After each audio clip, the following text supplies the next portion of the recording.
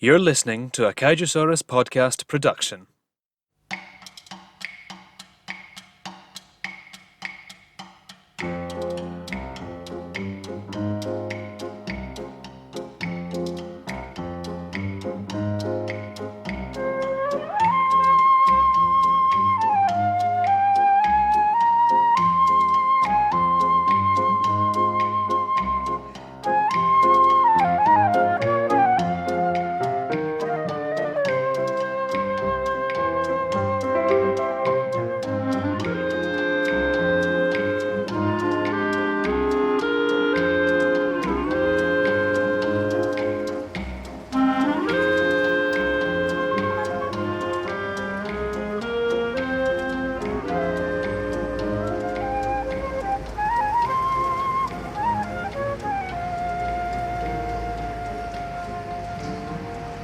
The city of Fukuoka, in Kyushu, Japan, home to the Ifukube Conference Hall, the location of the yearly meeting of the Worldwide Monster Science Conference. As of today, 2 years have passed since Godzilla and Anguirus battled for dominance in Osaka.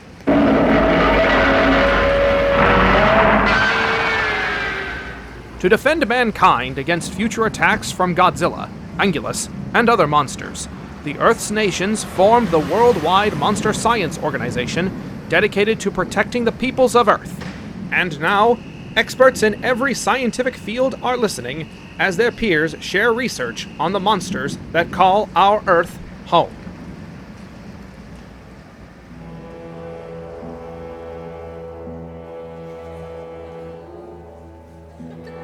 As our colleague, Dr. Yamane, theorized, Godzilla spent his life in oceanic trenches, avoiding discovery by modern science until very recently. I believe these trenches are actually tunnels to a world hidden beneath the Earth, with its own unique ecosystem. This underground world, which I call the Hollow Earth, could... This ecosystem would be entirely alien to us and could be home to undiscovered forms of life. There may be entire breeding populations of Godzilla creatures. Or Anguirus monsters. Beautiful mermaid women.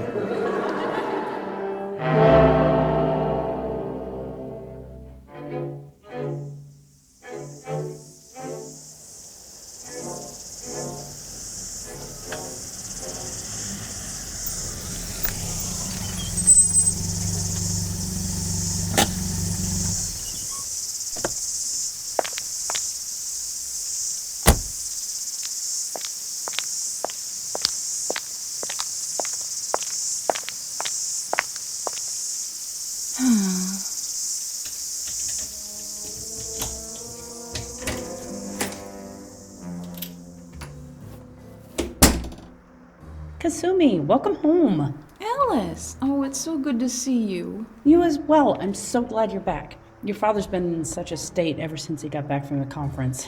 Oh no. They laughed at him, didn't they? I'm afraid so. Did he at least get through the whole speech? Oh, he didn't make it past the part about mermaids. I wrote him a version without that. Didn't you give it to him? Of course I did. And then he threw it out. He said his presentation needed to be comprehensive. Oh, and look what that got him. Where's he now? He's outside in the hangar, tinkering, as usual. Poor man. His colleagues probably think he's crazy now.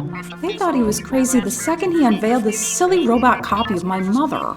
Then they'll think he's even crazier now that he spent the last half of his funding on... Well, I shouldn't say. What is it, Alice? You're his assistant, don't you know? Of course I do. But I'm not sure I should explain it. You may as well go see for yourself.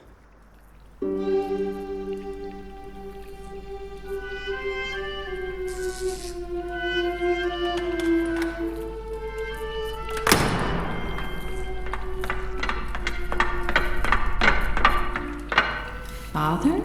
Ah, Kasumi. Back from your trip already. I just got back. I've missed you. What are you working on?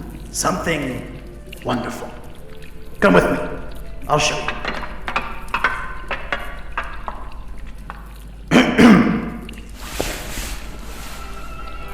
What in the world?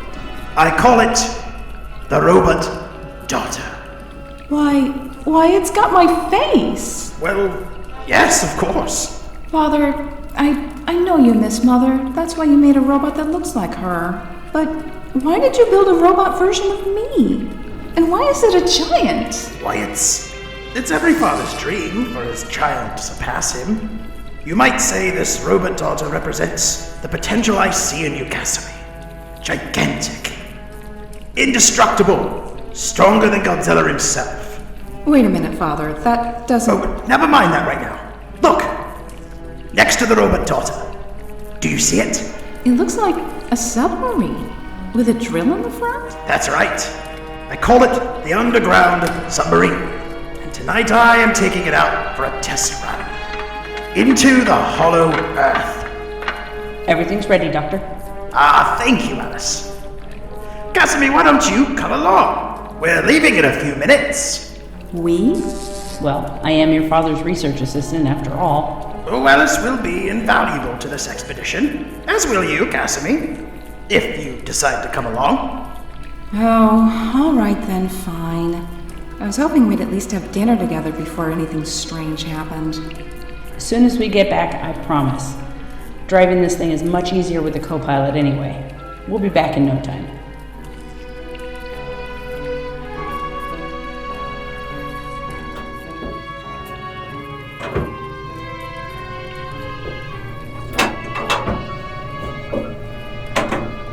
Your father's trained me to pilot the submarine, Kasumi. You went to flight school, isn't that right? Well, yes. I got my license last year. All the better. Piloting the underground submarine is just like flying an airplane. You'll catch on in no time. Here's hoping.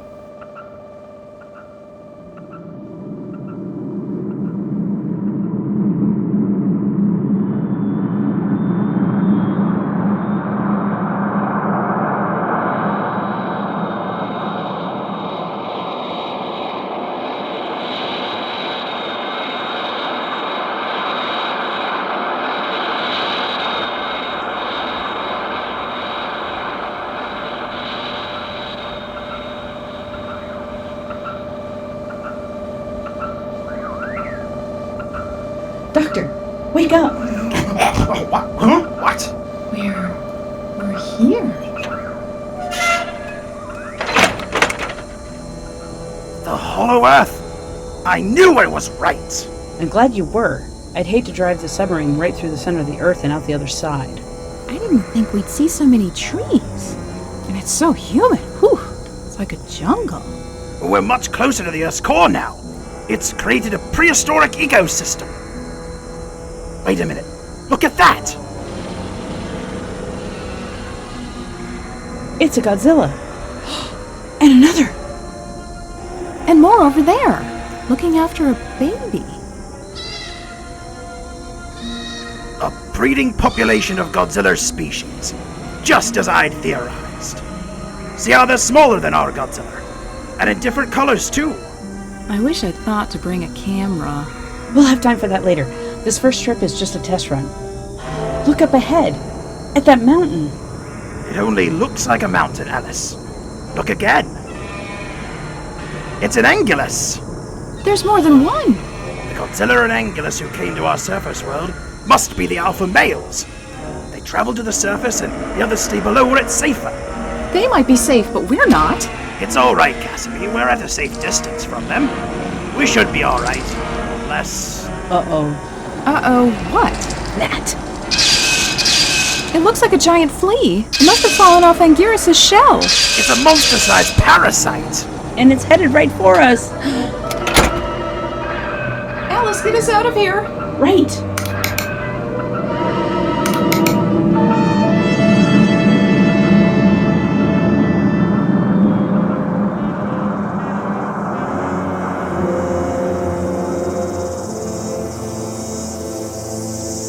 I don't believe it. My theory was completely correct. Everything I predicted was true.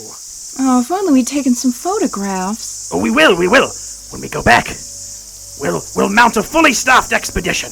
I'll return to the monster conference and...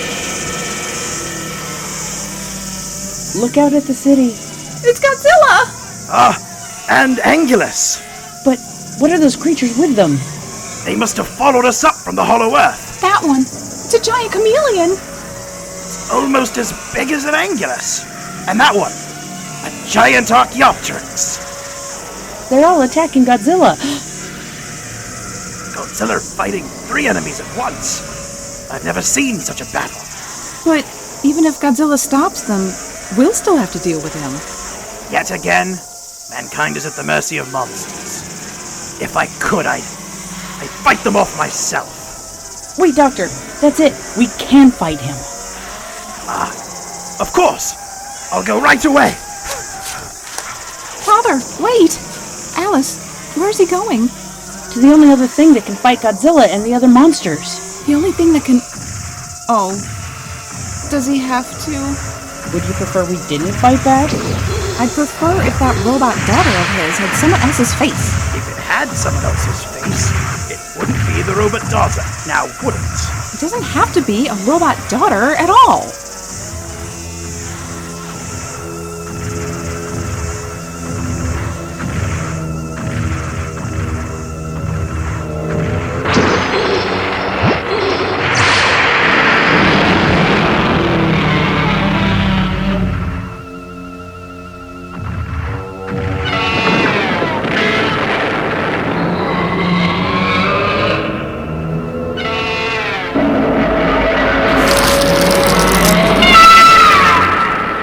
To have his jaw broken by a robot. What an awful thing to happen to Anguirus. Look, the robot daughter, she's overpowering them. The giant chameleon, she's throwing it into the sea.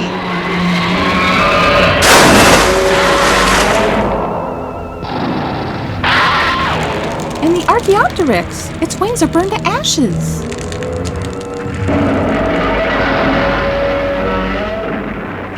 The robot daughter, she's immune to Godzilla's atomic fire. I built the robot daughter to be immune to atomic blasts for just this purpose. She's standing up to Godzilla. He's barely leaving a scratch on her. Just as I'd hoped. She should be starting phase 2 of her programming now.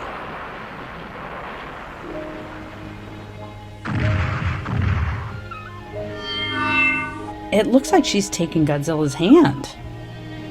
I knew it. Phase 2 has begun. But where are they going? Godzilla is drawn to the robot daughter now. She's leading him back underground. Back to the Hollow Earth. That's where phase 3 will begin. I'm just glad he followed her.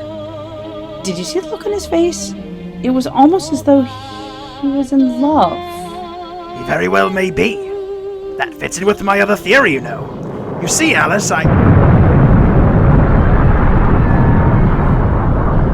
What was that? That was phase 3, Kasumi. I implanted a timed hydrogen bomb in the robot daughter's chest, which should finish Godzilla off once and for all. But the robot daughter herself, and all the creatures in the Hollow Earth, they'll be killed. That's right. Even my mermaids will be killed. How awful. I knew I might have to make this sacrifice. One of those other Godzilla monsters could have found their way up here and attacked us again, after all. I had to use my robot daughter to stop Godzilla's own daughter from threatening us someday. Still, what a sad way for anyone to die, even a robot. It's alright, Kasumi. The robot daughter didn't feel any pain after all. Let's go inside. I suppose you're right. But, Father, why did Godzilla trust the robot daughter? You said he might have fallen in love with her. But how? Well, Kasumi, that confirms my other theory. You see, I believe violence may be like foreplay to some monsters. That the foreplay of love is to be beaten. What? Father, that's ridiculous. Honestly, Doctor, what does that even mean?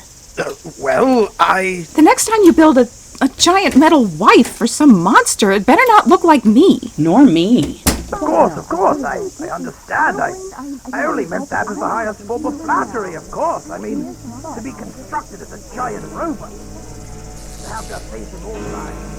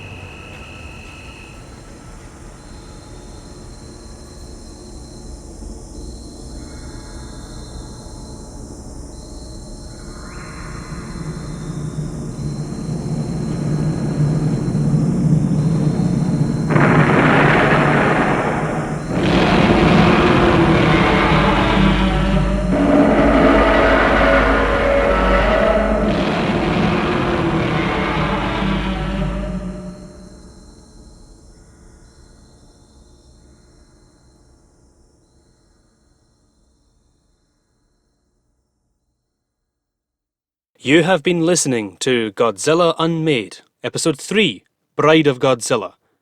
Kasumi Shida was played by Shannon Sarr. Dr. Hikaru Shida by Daniel Dimana. Alice Tanaka, Sunday White. Narrator, Matt Frank. The Kaijusaurus Podcast is produced by Stephen Sloss and Ross Menzies. Cover artist, Christian Gonzalez. Editor and series director, Stephen Sloss. Written by Daphne Sharp. Based on an idea by Hideo Unagami. Godzilla and all associated characters are the intellectual property of Toho Company Limited. This audio drama is fan-made and is not affiliated with Toho or any other associated parties. It is strictly non-profiting and made for entertainment purposes only.